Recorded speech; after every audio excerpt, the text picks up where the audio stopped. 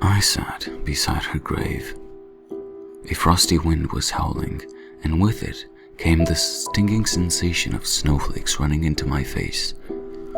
Frozen tears ran down my cheeks indiscriminately, and they never made it past my chin. The blanket of snow covering the ground acted as my only company on this lengthy, sorrowful winter night. She was so beautiful, and yet they had degraded her into nothing. They stole her from me, those goddamn people, with their lies, names, and physical assaults upon her. I was the only one who cared for Emily, the only one who thought she mattered in this world. I thought she mattered more than anything, but that didn't change her outlook.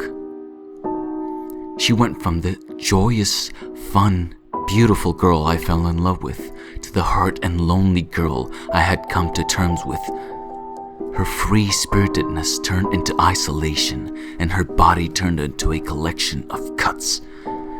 Living another day was a chore to her, a tiresome, grueling task. She quit that chore 3 days ago and left me here alone. I never got the chance to tell her that I loved her, to tell her how much I really did care for her before she died. I sat there beside Emily's grave, sobbing as I had for the past hour. Between these bouts of wailing came severe episodes of anger. I knew who was responsible for the creation of the rumor that drove Emily to kill herself. Her name was Jennifer Clay. Jennifer fucking Clay. The mere thought of her drove me to hastily punch the snow with all of my might. The police, the school, and her family had done absolutely nothing to punish her for this. From what I heard, her father was the owner of a large-scale shipping business based out of Florida, so they had shitloads of money. They used it to hire an attorney, keeping Emily's parents from risking what little money they had to file a lawsuit. I was glad that those rich, snotty parents of Jennifer's had just recently left for another one of their business trips, as I was disgusted at the sight of their greedy, selfish faces. The school took no responsibility either. They simply didn't care. My anger flared even more, practically melting the snow under my knees. I wanted vengeance for this unfortunate turn of events. No, I didn't just want it. I needed it. I gradually rose up from my kneeling position on the snow and sprinted back towards my house through the rigid winter night. Rage began to settle inside of me. Tonight, I would make things right once and for all. The thought of this made me begin to tremble and shake as I ran. My body began to feel incredibly warm as I planned my actions. My neighborhood was fast asleep as I quickly and quietly entered my home. The lights weren't on since my parents had gone to sleep already. I flickered the kitchen light on and started rummaging through the drawers and cupboards. For what seemed like an eternity, I searched and searched. After nearly running out of options, I reached into the top cupboard right above our refrigerator and almost instantly drew back my hand. A small cut had materialized as crimson blood trickled down my pointer finger. The warmth and shaking in my body began to intensify.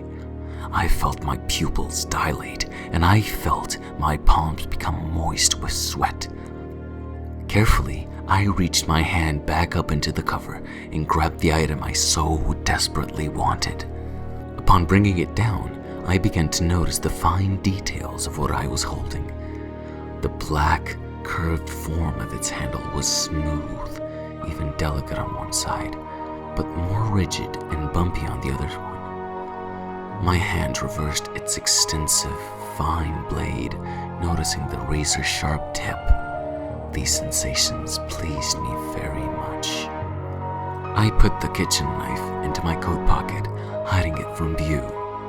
Silently, I tiptoed out of my house and back into the freezing winter night. I was the only individual walking through the streets at this late hour.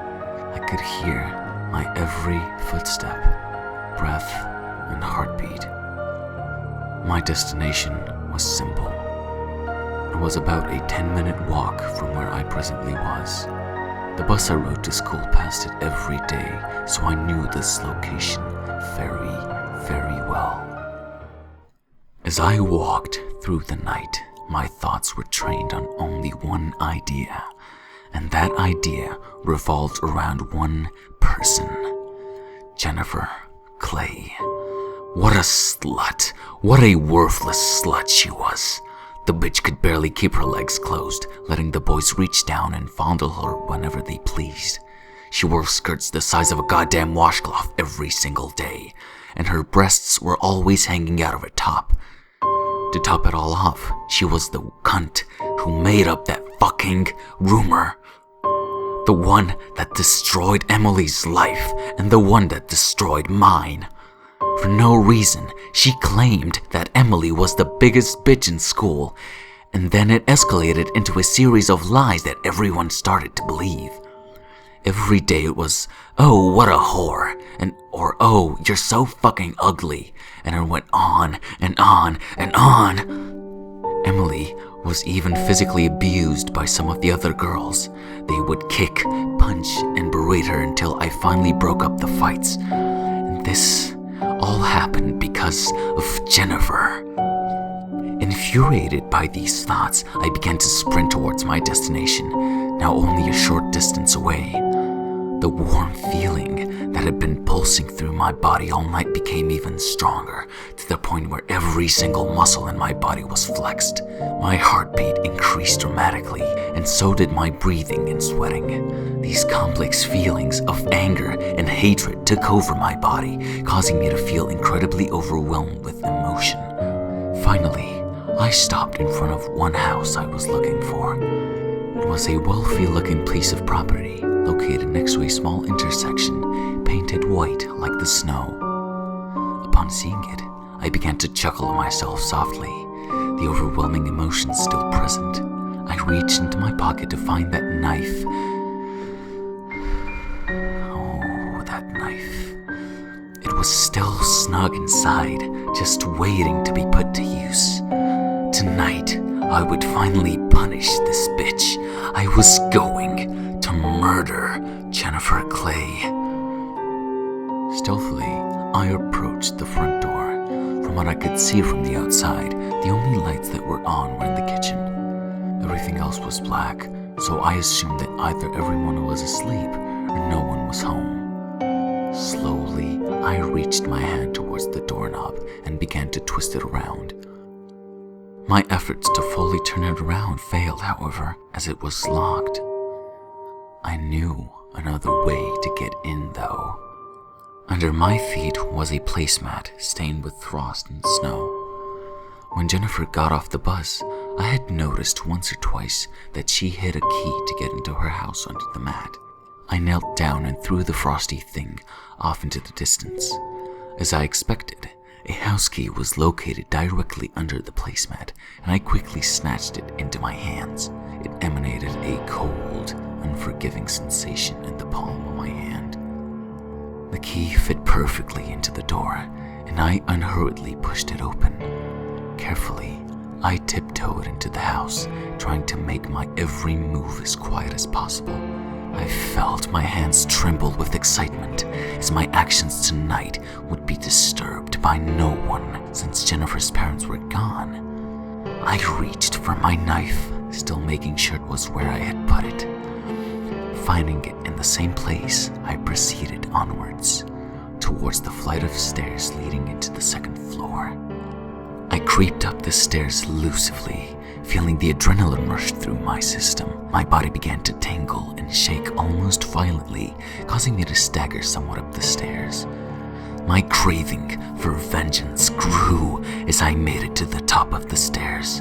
Along with the shaking and tingling, I felt my mouth began to salivate and my hairs stand up. I was being bombarded with an endless sensory overload, and it felt so fucking good. All of the doors on the second floor hallway were open except for one on the far side. I quickly edged to the door, anticipating that it was Jennifer's room. My hand slowly grabbed the doorknob, still sweaty and trembling as it had been before. I steadily twisted it, letting the door creak open, little by little. This was it. This was it! As I entered the room, I made out Jennifer's small, sweeping frame. Cautiously, I approached her bed, drawing my knife in the process. My steps were silent, and I barely made a sound as I inched closer and closer towards her. Suddenly, she began to toss and turn. I instantly stopped, only inches away from her bedside, fearing that I might wake her. Luckily, that wasn't the case. As she stopped rolling, I continued to advance towards her, getting ready to slit her neck. As my knife neared her neck, Jennifer's eyes started open. I jumped back, scared by this occurrence. Instantly, she screamed at the top of her lungs, completely coming to her senses as she recognized my presence. As quickly as she screamed, Jennifer tried to bolt out of her room in an attempt to escape, but I would not let this happen. I sprinted with all my might and tackled her against her bed. A loud bang followed as her skull made contact with the headboard. All the anger and vengeance was beginning to stream out of me, and I wanted more. Oh, I wanted so much more. Stop it! She yelped, starting to wail and cry in the process. Stop it, please! You killed her! You fucking cunt! You killed her! I shouted as I rammed her body against the headboard once more. She shrieked in agony as I did it again and again and again and again. I felt so powerful. I began to laugh at the sight of her suffering. Her beautiful suffering. With all my strength, I pinned her to the bed with my left hand as she yelped and struggled. With the knife in my right hand, I jabbed towards her arm, but she stopped the blade with her own hand. Persistently, she tried to push it back towards me, blood streaming out of her palm. In response to this, I dug the knife deeper and deeper into her palm, causing her to shriek in pain. She quickly withdrew her hand as I vigorously began to strike her arm numerous times with the sharp blade, ripping her sleeves and skin open in the process. You made her do this to herself, I hollered as I sliced her arm up into a bloody, mangled mess. You bitch! You fucking bitch! I'm sorry! She cried in fear. I'm sorry! Stop, please! It hurts, it hurts! Her cries intensified, but I had no sympathy.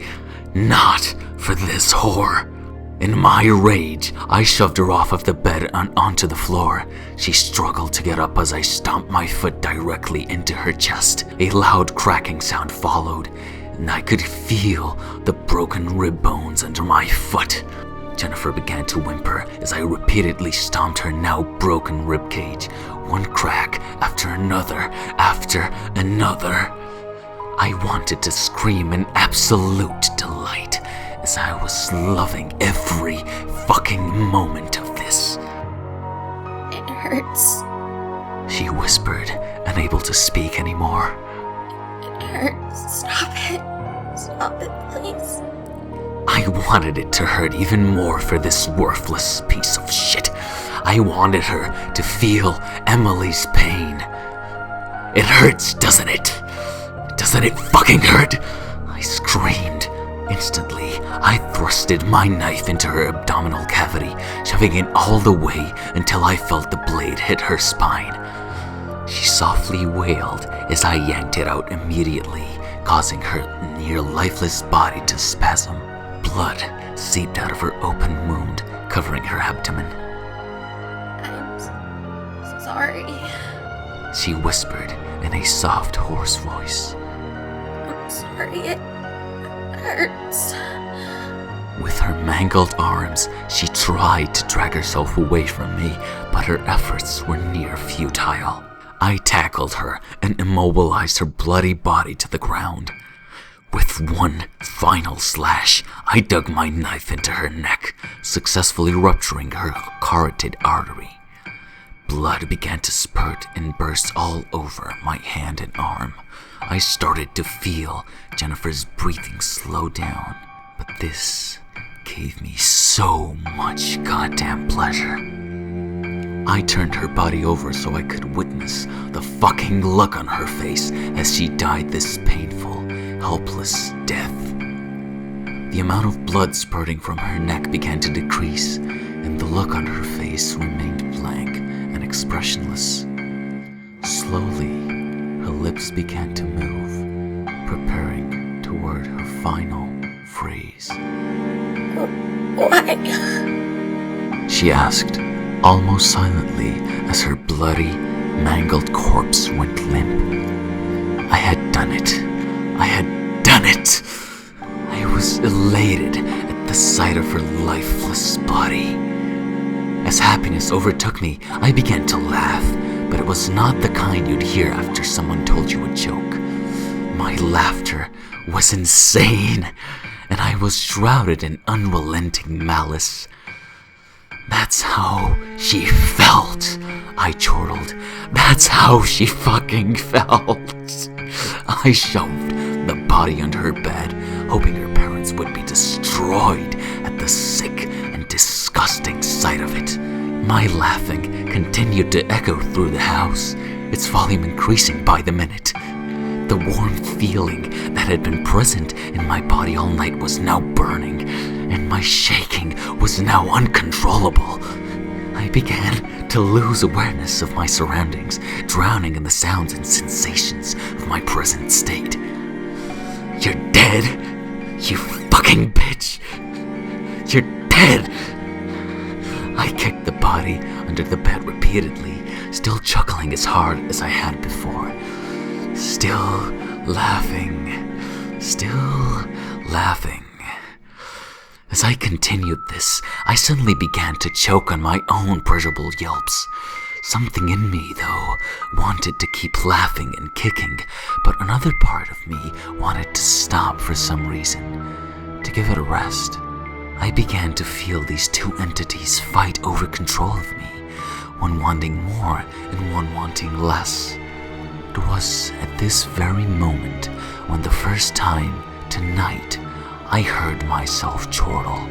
I heard the malice, the hatred, and the insanity associated with it.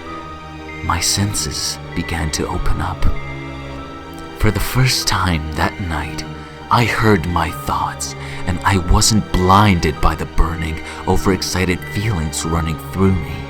I was able to rationally think again and regain the ability to reason and visually experience reality.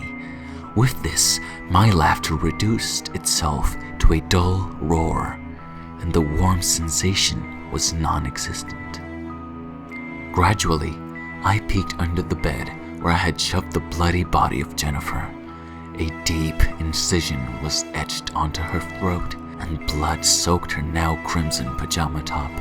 Lacerations blanketed her arms, replicating the way Emily had cut herself. As my eyes traversed her lifeless body, I swear to God, I saw one single teardrop out of her wide open eye, slowly making its way to the now red-stained carpet. I had murdered Jennifer Clay. I eased myself up back onto my feet. There was an unfillable emptiness residing in my body, and I would never feel full again It was almost as if I had become a black hole, eventually destroying matter with no remorse, as I had to Jennifer and to the legacy of Emily. Dazed and shocked, I stumbled out of the Clay's house and back into the snowy streets. The falling snow had now turned into a freezing, wet rain. Each frigid drop hit now my blood-covered skin and clothing, but did nothing to wash it off. The stains of my gruesome actions were permanently drawn on my body. Not being able to orient myself, I stumbled into the empty intersection next to the house and I fell flat on my face, having no intention of getting up. The only light supplying the area was a dim street light and nothing else. No other houses except the Clays. I was alone. Instantly, I curled up in a ball and began to wail as hard as I have ever done. I'm sorry, Emily. I'm sorry. I cried, with my words sounding like those of a young child lost in this cold, heartless world. No one deserved this. No one. I felt so desperate, so alone, and so corrupted. I had turned my love for Emily into a weapon, and its only purpose was to kill those who I felt had wronged her and I became a monster, a vengeful, unrelenting monster. I hadn't just destroyed one life either, but many. Jennifer's parents would find her dead, abused body, and the community would again go through another tragedy. My selfish actions were to blame for this series of cruel events. What have I done? I wailed, wanting some kind of comfort or solace. But no one came. Not a single individual. Emily. I moaned. I blanked out for a minute. Sinking in my own confusion and self-hatred, I began to hallucinate. She pulled up her shirt sleeve, showing me the scars and the enduring pain. I began to cry as I realized the extent of Emily's self-harm. The fact that she had to hurt herself destroyed me on the inside. It felt like someone had ripped my heart out and slammed it onto the ground. I stared at her hurt, tired eyes, feeling that she wouldn't be able to continue on for much longer. I'm always going to be here for you, okay? I said. But then she replied with nothing in return. Her face remained blank and expressionless, and I could see that inside she was dead. I'm never going to leave you, I desperately whimpered. Never, I promise. Please, please don't leave me, okay? She didn't respond. I left you. I left you.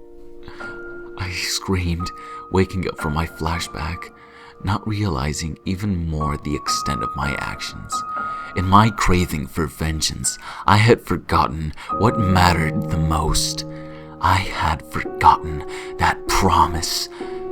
I had forgotten Emily. She would have never wanted this, ever. No, no, no, no, no, no, no, I shouted. Suddenly something drove me to sit up in the pouring rain in the middle of the wet, slushy road. My hand reached into my coat pocket, finding the bloody knife I so spitefully murdered Jennifer with. It was now painted with blood and begging to be used again. I sat in the middle of the crossroads, the place where I had so impulsively decided to cruelly end someone's life. Through my pain, sorrow, and crying, I kept my vase on the vicious tool in my hands. My will to live, my will to keep going, and my will to see another day had disappeared into oblivion.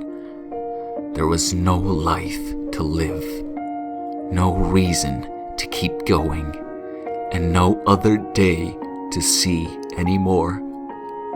I had chosen a path that abolished the future. I had driven myself to insanity. I love you, Emily, I whispered, taking the knife into both of my hands and in desperation slitting my throat, just as I had to Jennifer. My body tumbled to the ground as blood began to spurt out of my neck and onto the road. I began to fade in and out, seeing images of Jennifer's dead body and Emily, the girl who I missed more than anything. This crossroads would be my deathbed, my coffin, my funeral, and my grave. It would be my legacy in this cruel, cruel crossroads of conscience.